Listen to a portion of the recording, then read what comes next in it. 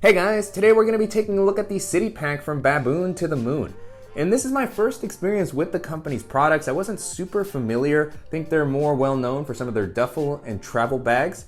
But I was surprised I hadn't heard more about the City Pack, just given the feature set that it seemed to offer. I was pretty intrigued when I started looking into it, as it seemed to offer a lot of the things that I look for out of an ideal daily bag. I've made a couple of videos where I talk about what are the specific characteristics that I'm typically looking for that are missing from a lot of bags these days, and this one actually managed to check off quite a few of the boxes. And so in this video I'm going to be talking about what it's been like to use this over the past couple of weeks. I'll show you how I've loaded it out, walk through all the features, and I'll talk about how it compares to some of the other similar bags that are currently on the market.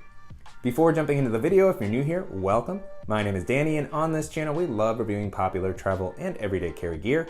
If you like these types of videos and you'd be interested in seeing more, please consider subscribing, as it helps the channel out a lot. So with all that being said, let's go ahead and jump in. Starting off with the outside of the bag, to me this has kind of a classic school backpack aesthetic. Reminds me a little bit of a Herschel Pop Quiz or the old school JanSport backpacks that I used to use. So it's a fairly clean, simple vibe that I think is going to work well if you are going into a campus or school setting, walking around the city, or traveling. As far as the materials, the bag feels pretty solidly built. This exterior fabric is a ballistic nylon that seems like it's going to hold up well to rougher usage and provide a good amount of weather resistance. And then the bag also has some really nice and smooth working YKK zippers all throughout. Continuing along the outside of the bag, I was happy to see that you have two external water bottle pockets, one on each side. These offer a pretty decent amount of space. Currently what I have here is my 20-ounce water bottle that I use in a lot of my daily bag videos. This fits in there easily. There does seem to be some leftover capacity if I wanted to use something like my 26-ounce Yeti Rambler. It might start to feel a little bit tight, particularly since this doesn't have a ton of elasticity. You can see that it's just kind of loosely in there, so if I happen to lay my bag down, I could see this sliding out. Still really good to have at least some volume here. It holds my water bottle, an umbrella comfortably. It just is something that you will have to be mindful of when you fill up the main compartment, as it will start to kind of share volume, so it might get a little bit tighter. On the front of the bag, you have the Baboon to the Moon logo, which is nicely blacked out to try to blend in with the front of the bag. It's a little bit bigger and more prominent than I typically like to see, but I think it works okay because it does match the color of the fabric. And then at the top, you have a pretty nice and well reinforced carrying handle. It comes up a good amount, so it's very easy to grab it whenever you need to. It doesn't feel like it's going to tear or anything like that. And then moving into the capacity, the bag comes in at about 24 liters, which is a really versatile size in my opinion.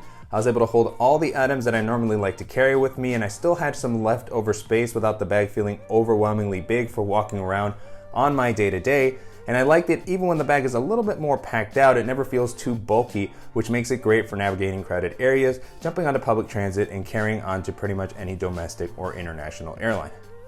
Taking a look at the harness system, so far the bag has been really comfortable to wear. I like how the straps have been implemented here. They have a pretty thick and robust padding. On the inside, they have a fairly soft material. It's not quite as breathable as air mesh per se, but it still feels great on the shoulders. The straps also have a nice width to help prevent the bag from digging into your shoulders when it's a little bit more packed out. And then on the straps, you also have some webbing that's going to allow you to clip on additional accessories, as well as an adjustable sternum strap to help distribute the weight.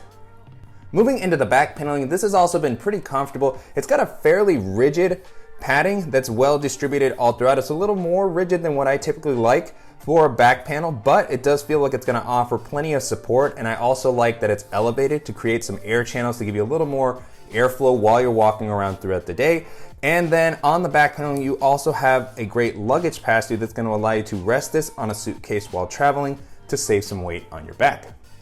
Jumping into the organizational options, the bag has a fairly simple but useful layout. Starting off on the front, you have a quick access zippered pocket that offers a pretty good amount of volume for items that you're going to be grabbing more regularly during the day. In here, I currently have my sunglasses with their case.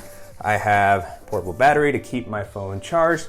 And then I also have a lightning cable and wall charger for my phone as well. At the top of the bag, you have another smaller zippered quick access pocket. This is a little bit smaller than some of the similar top quick access areas that we've seen on different bags, but still very useful for some of the items that I'm still grabbing a lot during the day. When I place this down next to me, to be able to reach down and grab these types of things is always very useful. At the moment in this compartment, I currently have my Apple AirPods, and I also have my Apple Magic Mouse.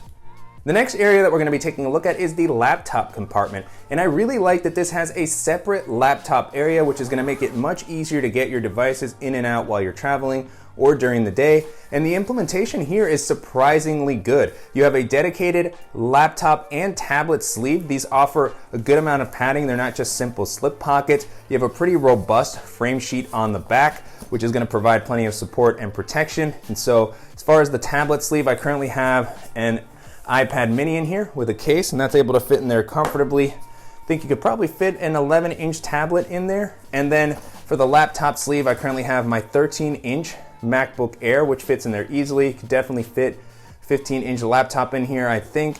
And the sleeve is going to offer a good amount of protection, but then I also like that this is a properly suspended laptop sleeve, so I can drop my laptop in there very comfortably. It's not anywhere near making contact with the ground, which always gives me some good peace of mind. So pulling my device out, now with the compartment empty, you can get a better look at the inside. It doesn't necessarily have a fleece lining, but it's still pretty soft backing, which feels like it's going to help prevent against scratching. And then this comes up a decent amount, so if you happen to have a thicker device, it should be able to fit in there comfortably. And again, with the amount of padding that's offered here and the fact that it's properly suspended, it feels like my devices are going to be very well protected while I'm running around throughout the day. And then the last area that we're going to be taking a look at is the main compartment. This is more of a top-loading bag, so it doesn't open fully flat, but the flap opens up wide enough to make it pretty easy to grab whatever you need, regardless of which area of the bag you're trying to reach. On the inside, you do have a pretty nice light lining to give you some additional visibility, and then just a pretty open amount of space. Again, at 24 liters of capacity, this can hold a pretty impressive amount. So jumping in here at the top, I have my Beats Studio wireless headphones, and then I also have my GoPro just kind of resting there. I have the TomTalk pouch that I've been using more as of late, and then I also have the Evergood Civic Access pouch 1 liter. And then the last thing that I have at the back here is my Levitate portable standing desk. Now with the compartment empty, you can get a better look at the inside. Pretty simple layout overall, and I like that this comes up a decent amount, which is what makes it great for holding bulkier items and can also allow you to use this for minimal travel. If I wanted to toss in my packing cube, a dock kit, an extra pair of shoes, I could definitely use this for a weekend trip. In this main compartment, you also have some additional internal organization. First up, down near the bottom, you have kind of a taller slip pocket that shares some space with one of the external water bottle pockets. So this could be a good spot to store something like an umbrella, an additional water bottle, maybe a tripod. You can see the 20-ounce water bottle that I had fits in there comfortably, but if you fill it in, it's going to be a little bit tighter in this area. So you'll just have to think a little bit about how you distribute everything, but still nice to have it and kind of just push it out of the way if you don't want to use it. And then on the back, you have some additional slip pockets that offer a pretty good amount of space. They feel slightly padded too, so they might be a good spot for more delicate tech accessories like a portable hard drive. I could fit my Apple Magic Mouse in there if I wanted to, portable battery, and the one next to that. They don't have a ton of elasticity, but again, a decent amount of space and volume. I don't tend to use these types of compartments too much when they're on the back because I like to lay all of my stuff here and I don't want to create bulges or make it hard to get to the items that I need to. So, that's just how I typically use my bags. If you don't want to use them, they stay out of the way. Next to those, you have a couple of smaller pockets that are going to be great for something like a stylus, a pen, maybe a flashlight. And then on the back, you have an additional zippered pocket for any sort of loose things that you don't want floating around. This offers a pretty good amount of space. It goes along the back about the depth of my hand. And then in here, I currently just have an extra wired set of headphones as well as a Field Notes notebook. And then on the lid of this main area, you have one more mesh zippered pocket. I like that the mesh allows you to clearly see what's on the inside. And this compartment does have a good amount of volume, even if you have something a little bit bulkier. I don't have that much additional stuff to hold. So in here, I just tossed in the Anchor wall adapter that I have with me to charge my laptop and my tablet. I have a deck of playing cards. And then you also have a lanyard with a carabiner here that's going to be a good spot to attach your keys or a multi-tool. So really like the layout of this main area and just everything throughout the rest of the bag. The classic styling to me works well in a variety of situations. I've always been a fan of it. And the bag just checks off a lot of the critical pieces that I typically look for in a backpack. The harness, the laptop sleeve, the water bottle pocket. So If you're looking for something that checks off those boxes and that's gonna work well in a variety of situations, offer a nice amount of comfort, and this is gonna be a really solid option to take a look at. And so to wrap up, it's been a great experience testing out the City Pack over the past couple of weeks. You can purchase this on the company's site for about $125 to $130, so it is a bit of an investment, but given the feature set and the quality that it offers, I feel like it compares well to other similar bags in this price range. One thing I'll mention is that the bag tends to be out of stock quite a bit. I actually had to wait a while to get one. I went to the site, I signed up for the email notifications, and then as soon as I got it, I grabbed it. I don't know if they're gonna be in stock at the time that I publish it, so I recommend signing up for the email list if you are interested in getting it. And so as I was testing this out, the first bag that this made me think of is the Brevity Jumper Photo, which I've talked about a couple of different times on the channel. That's another one of those bags that offers surprisingly versatile feature set. It has an external water bottle pocket, luggage pass-through, a separate laptop compartment. Like this one, it has a little bit more of a classic backpack aesthetic. One of the things that I really like about the Jumper is that it is great for your camera gear. They have a couple of different versions of it, but there's one that's specifically for camera stuff. So it has a compartment that opens up flat with configurable dividers. It has side access, so you can grab your camera a little bit more quickly. And I just really love the more subdued aesthetic that it has. So if you're looking for something like this with a more classic look that's gonna be able to handle some of your camera gear, then that's gonna be a great option to consider. The next bag this made me think of is the Fjallraven Raven 28, which has been one of my favorite bags of the past couple of years. It's hanging right on the back wall. I still use it regularly. I use it for travel. I use it for my day-to-day. Comes in at about 28 liters, so it is a little bit bigger than this. It's also offered in a 20-liter size if you're looking for something more compact.